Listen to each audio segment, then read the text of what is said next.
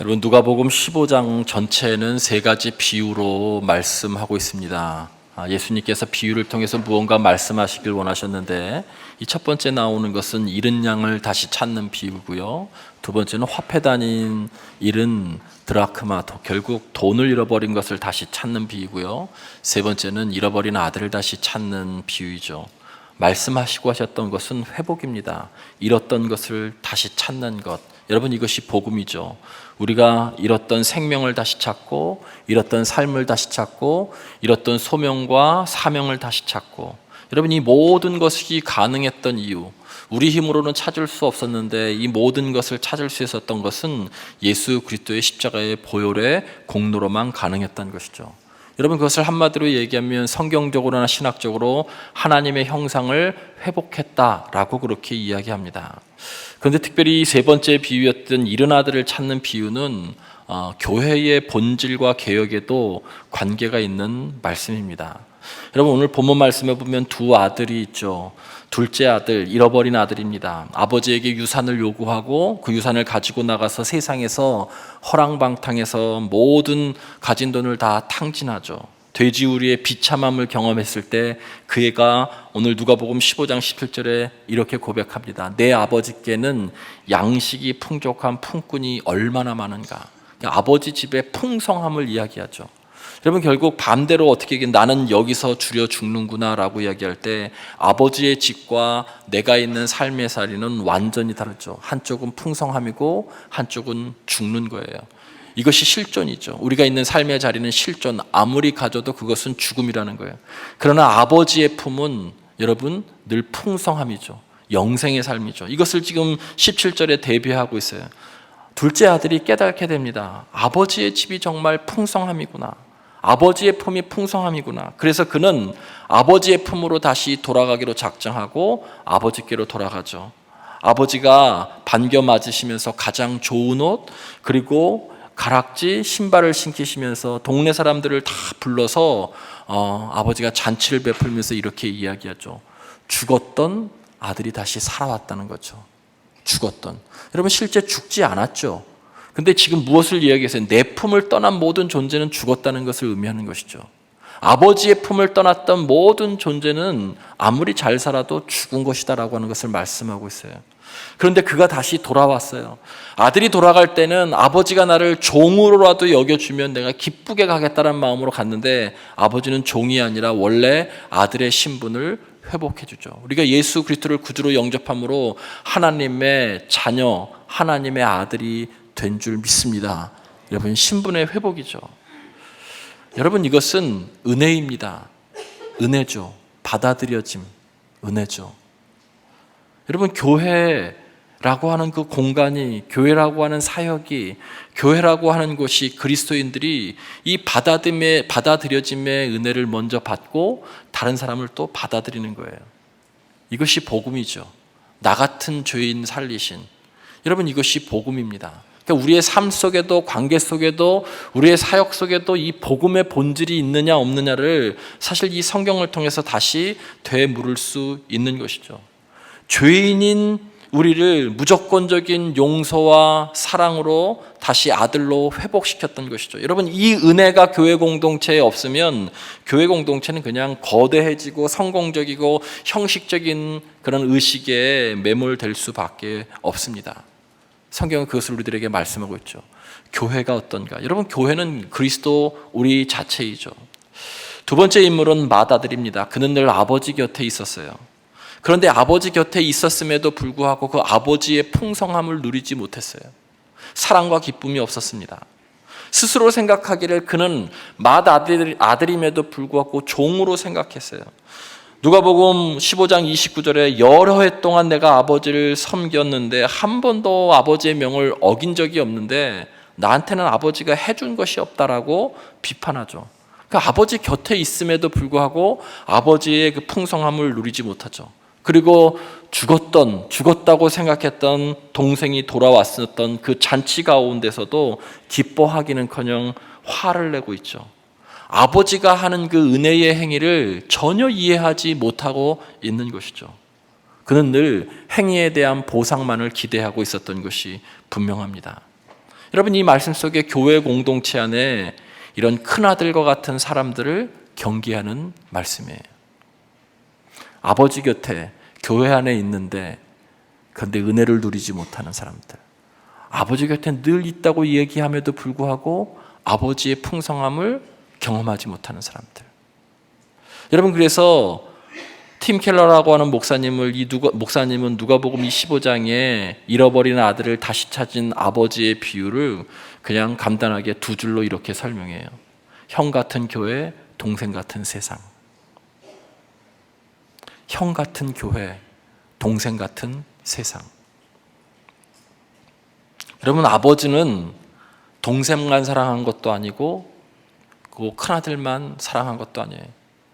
아버지는 교회 안에 있는 사람만 사랑하지도 않았고 교회 밖에 있는 사람을 사랑하지 않지도 않았어요. 아버지는 큰아들과 작은아들, 세상과 교회를 다 사랑하셨던 하나님이에요.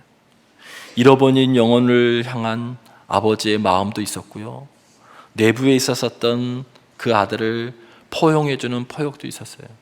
여러분, 성경 말씀에 보면 31절 말씀에 큰아들에게 이야기하죠.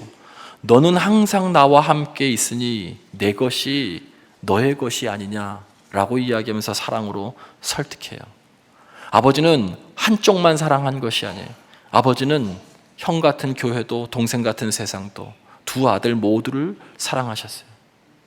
여러분, 이것이 교회 공동체, 우리 그리스도인들이 가져야 될 아버지의 균형 잡힌 사랑의 마음이에요. 이것을 닮아가고 회복해야 돼요. 여러분, 이것이 복음의 내용입니다. 그리고 그 복음이 교회 공동체 안에 정말 실현되고 있는가라고 하는 것을 누가복음은 묻고 있는 말씀이기도 해요. 저는 오늘 당일을 맞아서 이 안에 계신, 우리 예배드리고 계신 모든 분들에게 이 교회 공동체가 어떠해야 되는지 이 시대에 함께 좀 나누려고 합니다. 여러분, 제가 그런 의미에서 복음의 본질이 어떤 것인가에 대한 책을 하나 소개하고 그 본질에 집중해서 우리들의 사역이 어떻게 되어야 되는가라고 하는 사역에 대한 책을 좀 소개하겠습니다. 여러분이 예배 드리고 있는 우리 교회, 한국의 첫 교회 정동제일교회는 위대한 교회입니다. 제가 이전에도 알고 있었지만 부목사 때도 담임 목사 때도, 그리고 다시 역사책을 읽으면 읽을수록, 교회사를 읽으면 읽을수록 정말 우리 교회는 하나님께서 이 땅에 복음을 뿌리시고 하나님과 동행하며 하나님의 그 엄청난 위대한 일들을 행했었던 정말 위대한 교회입니다. 역사를 알면 알수록 놀랍고 자랑스럽습니다. 한국 교회의 역사 속에 이렇게 위대한 일들을 한 그런 교회들이 그렇게 많지 않습니다. 위대한 교회입니다. 그러나 동시에 위험한 교회입니다. 이것은 상황적으로 그렇다는 거예요. 여러분, 이 시대 상황 가운데 우리 교회뿐만이 아니라 모든 교회가 구약시대 때의 사사기에서 말씀하고 있는 것처럼 여호와를 알지 못하는 다른 세대들이 사사기에 계속 죄를 반복했던 것처럼, 여러분, 이 시대는 다음 세대들이, 다른 세대들이 하나님을 알지 못하는 시대예요. 다른 세대들이 교회를 여러분 오지 않습니다. 이미지도 많이 실추했어요. 우리의 자녀들도 마찬가지입니다. 여호와를 알지 못하는 세대들, 그러니까 믿음이 계승되지 않는 것이 엄청난 위험이죠. 위험한 교회입니다. 우리 교회는 또한 상황적으로도 위험합니다. 이것이 장점이기도 하지만 단점이기도 해요.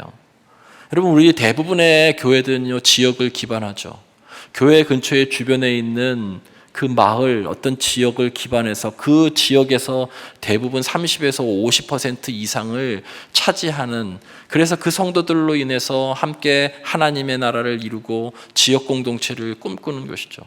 근데 우리 교회는 이 동절기에 저녁 5시 반만 되면 껌껌해서 산책하는 몇몇 사람들 외에는 사실은 없습니다. 다 차를 그리고 몰고 교회 와야죠. 새벽 기도에 단 한 분 제외하고는 다 차를 몰고 오셔야 돼요. 지역을 기반하는 교회가 아니에요. 그럼에도 불구하고 장점은, 그렇기 때문에 수도권 전역에서 자유롭게 올 수 있죠. 그 이유는 무언가 영적인 끌림, 흡입력이 있는 교회이기 때문에 오는 것이죠. 그런데 이 시대에 다른 세대들이 점점 하나님을 알지 못한다는 거예요. 그런 면에서는 대단히 위험하죠. 그리고 여러분, 기독교의 여러 데이터들, 지표들이 지금 기독교는 이미 흉년을 맞았다고 이야기하고 있어요. 인구의 절감, 기독교의 이미지, 헌신도는 우리의 앞선 선배들에 비해서 현격하게 떨어지고, 우리들이 사회 속에서 그리스도인으로서의 헌신도 대단히 많이 떨어집니다. 그런데 우리는 스스로 안전한 마음을 가지고 있죠. 우리 교회는 괜찮아, 이렇게 예배를 많이 드리는데. 그러나 이미 기독교의 흉년은 닥쳐왔어요. 기도하지 않고 대비하지 않으면 정말 위험한 교회입니다. 해결책이 무엇일까요?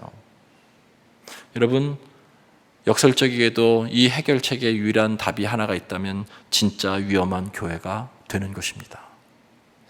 진짜 위험한 교회가 되는 것입니다. 마이클 프로스트라고 하는 사람의, 이 목사님 신학자의 위험한 교회라고 하는 책이 있습니다. 위험한 교회. 이 책의 출발점은 한때 전 세계적으로 기독교가 사회의 주류에 있었던, 어떤 문화와 정치와 사회의 주류에 있었던, 기독교 왕국을 꿈꿨었던 그 시대를 이제 지나서 서구 사회를 중심으로 기독교의 사회적인 영향력은 이제 점점 상실되고 주변부로 밀려난 후기 기독교 시대를 살고 있다는 인식에서 이 책이 시작합니다. 그러면서 마이클 프로스트는 이 위험한 교회에서 성도와 교회가 끊임없이 스스로를 성찰하는 데 있어서 4가지를 늘 반복적으로 생각하며 성찰해야 된다는 거예요. 그 4가지가 이런 것입니다. 위험한 기억들, 위험한 약속들, 위험한 비전, 위험한 사랑입니다. 이걸 계속 생각해야 된다는 거예요. 여러분, 기독교는 기억 공동체예요. 기억 공동체. 예수 그리스도께서 이 땅에 오셔서 행하셨던 십자가와 부활을 늘 기억하는 거예요. 그 기억을 되살리는 것이 뭐냐면 예전이에요. 성례전, 성만찬식, 설교, 이런 세례식. 끊임없이 기억하죠. 근데 기억에 머물지 않고 예수 그리스도께서 이 땅에 오셨던 그 사역을 기억하며 그 삶을 우리도 사는 것, 그것이 위험한 사랑입니다. 우리도 그분께서 우리를 위해서 십자가에 피 흘려서 당신의 생명을 내어주심으로 우리를 살리셨던 것처럼 우리도 이 사회 속에서 희생하고 헌신한, 십자가의 사랑과 희생으로 헌신함으로 여러분, 하나님의 나라를 이루려고 하는 그러한 일들을 해야 된다는 거예요. 하나님의 약속을 붙들고 사는 사람들, 위험한 약속들이죠. 이것을 꼭 붙들고 그 약속을 실현하겠다는 거예요. 그런데 하나님의 이 말씀은 세상의 가치와 다 배치되는 거예요. 그렇게 사는 것이 우리의 삶의 비전이 되어야 된다는 거예요. 이것이 선교적 대안 공동체인 거예요. 위험한 기억들, 위험한 약속들, 위험한 비전, 위험한 사랑이에요. 특별히 여기 나와 있는 위험한 사랑이라고 하는 것은 이런 것입니다. 아펜젤로 선교사님께서 복음을 전하다가 성서 번역을 위해서 배를 타고 목포에 내려가는 과정 가운데 선박 충돌 사고로 인해서 그만 어려움을 겪게 됐을 때, 모든 사람들이 자기 보존을 위해서 다 탈출했을 때 죽어가는 여학생을 위해서 그 배 안으로 들어갔다가 순교하셨던 위험한 행동이죠. 위험한 사랑이죠. 모든 사람들은 자기 보존을 위해서 탈출했어요. 세상이 보기에는 저건 대단히 위험한 행동이에요. 근데 그 행동 때문에, 그 사랑 때문에 말씀이 모든 사람들에게 훨씬 더 잘 전파됐다는 것이죠. 우리 공동체가 그렇게 하고 있느냐라고 하는 것을 이 책은 묻고 있어요. 위험한 교회였기 때문에 위대한 교회가 된 것입니다. 위험한 교회였기 때문에 위대한 교회가 된 것이에요. 2025년도 당해를 맞아서 지금 우리 교회는 어떤 교회입니까? 위험한 교회입니까? 안락한 교회입니까? 안전한 교회입니까? 사실 우리는 누구도 위험한 교회가 되고 싶어 하지 않습니다. 그것이 인간의 본성입니다. 이 책에서는 후기 기독교 시대의 교회가 기존의 안전하고 안락한 방식으로는 더 나락에 빠질 수밖에 없을 것이다라고 예견하고 있어요. 나그네로서 이 땅을 살지만 하늘의 가치로 이 땅을 살지 않고서는, 그리고 성육신의 모범으로 이 땅에 깊숙이 들어가서 선교적인 삶을, 예수님이 살았던 그 삶의 사랑을, 위험한 사랑을 실천하시지 않고서는 기독교는 다시 일어나기 어려울 것이라고 그렇게 예견하고 있습니다.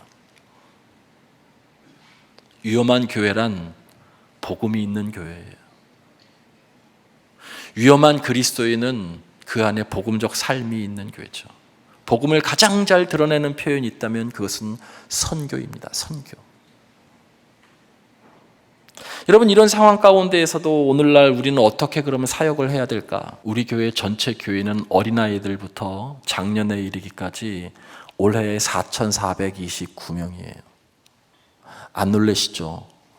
많은 숫자입니다. 근데 더 놀라셔야 되는 것은 여러분 4,429명이 전체 교인이지만 출석률은 50%가 채 안 돼요. 지난주에 2,117명인가 그렇습니다. 코로나 끝물이었긴 했지만 제가 부임했었던 2021년도 11월 달 통계에는 우리 교회 출석률은 여러분 1,200명이었어요. 1,200명. 지금이든 그때든 여러분 지금으로 따지면 그 중에서 어린아이들 150에서 200명, 청년들 100명, 영어협회 7, 80명 빼고 남고, 그리고 80세 이상 되신 분들, 물론 헌신을 아직도 하시고 있는 분들이 있지만 그분들을 제하고 나면 사실은 가운데층에 있는 분들 중에 계속 몇 년째, 수십 년째 몇몇 분들만 반복적으로 이곳저곳에서 사역을 감당하고 있는 형태예요. 그분들도 연세가 드실 겁니다. 그거에 비해서 사역은, 그 층에 비해서 사역은 우리 교회가 너무 많아요. 제가 부목사 때도 회의 때마다 가끔 얘기했어요. 선택과 집중을 하지 않으면 힘들 겁니다. 심플처치가 바로 그 얘기입니다. 시대의 지표는 대대가 어렵고, 우리 교회는 그래도 성도가 많지만 여러분 제 친구들 교회, 선배들 교회 많이 보면요, 도무지 더 이상은 어떻게 뭘 하기도 어려운, 우리 지방만 해도요, 우리 중구 용산 지방도 서울에서 큰 지방인데 이제 셋째 주가 되면 각 교회들마다 신천 집사님, 권사님들을 선출했던, 그래서 되신 분들을 위해서 임원 교육을 우리 교회에서 셋째 주에 하게 되는데, 작년도 그렇고 그 전년도도 그렇고 우리 교회가 그 임원의 절반 이상을 차지해요. 임원을 세우지 못하는 교회들이 수두룩한 거예요. 근데 우리는 주변에 보이시는 분들이 많아서 그 위기를 느끼지 못하고 안전하지만 계속 바닥을 치고 있는 것이 사실이에요. 근데 사실 우리 교회도 깊이 들어가 보면 그렇게 사역을 한다든지 뭐 이런 것들에 대해서 열심을 다해서 하는 그런 층들은 대단히 제한적입니다. 여러분, 그런데 거기에 또 무슨 뭘 하기를 원하는 그런 마음들도 많이 계세요. 정동제일교회의 연령층의 구조, 출석률, 사역의 참여도, 기존 성도와 새 가족의 비율들을 고려할 때 성도 수는 대단히, 여러분 사역자의 수는 대단히 제한적인데 사역은 많은 것이 우리 교회의 현실이에요. 여러분, 흔히 개혁 얘기할 때 한자의 개혁자는 이런 자입니다. 고칠 개자에 가죽혁자를 써요. 근데 왜 가죽혁자를 쓰느냐? 짐승의 껍질을 벗긴다는 의미에서 가죽혁자를 써요. 그래서 개혁의 뜻은 이런 겁니다. 가죽을 벗기는 것처럼 진짜 알맹이만 남기고 모두 버림으로써 새로운 질서를 세우는 것이 개혁이라는 거예요. 알맹이만 남기는 것, 본질만 남게 하는 거예요. 그래서 본질을 중심으로 해서 다시 재배치하는 것, 그것이 선택과 집중이에요. 선택과 집중은 뭘 많이 줄이자는 그런 의미만 있는 것이 아닙니다. 본질을 잠식시키고 있는 것, 본질로부터 멀어진 것들은 여러분 이제 단호하게 끊어내야 된다는 것이죠. 저는 제가 잘못된 판단인지 모르겠지만 제가 볼 땐 저희 교회는 사역자의 숫자 대비 너무 일이 많아요. 너무 사역이 많아요.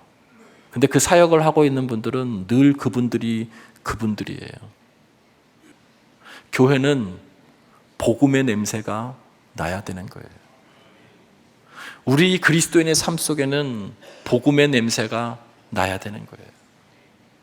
그 얘기는 이 세상에 발딛고 살고 있지만 이 세상의 가치, 성공주의, 물질주의, 권력 이런 것들이 아니라 하늘의 가치로 이 세상에 발딛고 살아가는 것이죠. 저와 여러분이 예배하고 있는 이 예배당에는 무슨 냄새가 나십니까? 당에는요, 무슨 부서 그런 거 이야기하고 여러분 그런 것이 중심이 아니에요.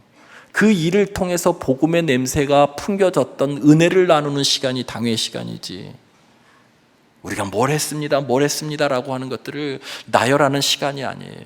그 일을 통해서 우리가 하나님의 향기를 어떻게 드러냈었던 은혜를 나누는 거예요. 그 일을 위해서 다시 헌신할 사람들을 새롭게 선출하고 축하하고 격려하는 시간이에요. 여러분의 속해, 사역, 부서, 회의, 복음의 냄새가 납니까? 인간의 냄새가 납니까? 도대체 무슨 냄새를 이야기하는 걸까요, 그러면? 여러분, 누가복음 15장에 잃어버렸던 아들을 다시 찾은 아버지의 비유, 팀 켈러 목사님은 이것을 탕부 하나님 이렇게 얘기해요. 탕부 하나님. 여기에서 탕자는 탕진하다는 거예요. 아주 무모할 정도로 씀씀이가 해픈 그런 뜻이에요. 남김없이 다 써버리는 그런 뜻이에요. 탕진하는 거예요. 사랑을 아낌없이 쏟아붓는, 여러분 이것이 복음이에요.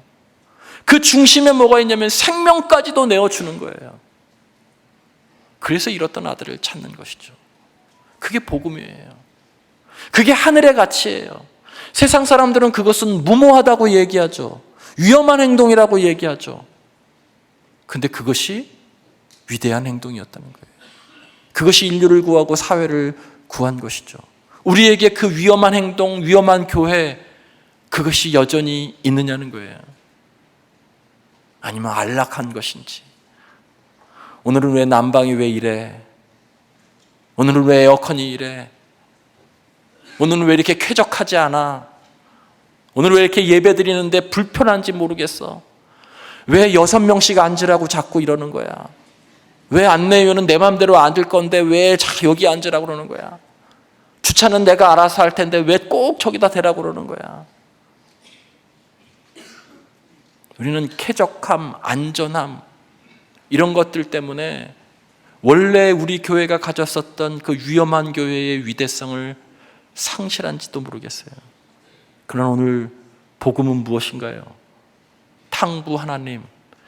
이 비유의 주인공은 두 아들이 아니라 아버지예요. 아버지. 둘 다 사랑하셨던 아버지. 그러나 자녀를 위해서 자신의 모든 것을 쏟아부었던, 세상 사람들이 보기에는 낭비라고 여겨질 정도로, 무모할 정도로 완전히 다 아낌없이 쏟아부었던 그 아버지의 사랑, 위험한 행동, 그것이 복음이에요. 그 복음이 내 삶에 있고 우리 공동체에 있는가를 확인하는 시간들이 당회의 시간이고 오늘 우리가 말씀을 듣는 시간이에요. 세상의 관점에서 보면 너무나 비효율적이고 무모하고 말이 안 되는 그 위험한 행동, 위험한 사랑, 위험한 교회였기 때문에 위대한 교회가 된 거예요. 예수님의 삶도, 아펜젤로 선교사님의 삶도, 우리 신앙의 선배님들의 삶도 그러했어요. 여러분, 그 가치로 다시 교회를 재정비하지 않으면 그냥 위험한 교회가 됩니다. 우리들도 안락함을 추구하다가 세상의 문을 뚫고 끝나버릴 거예요. 우리 교회와 성도들이 위대한 교회이면서 동시에 위험한 교회가 되기를 주님의 이름으로 간절히 축원을 드립니다.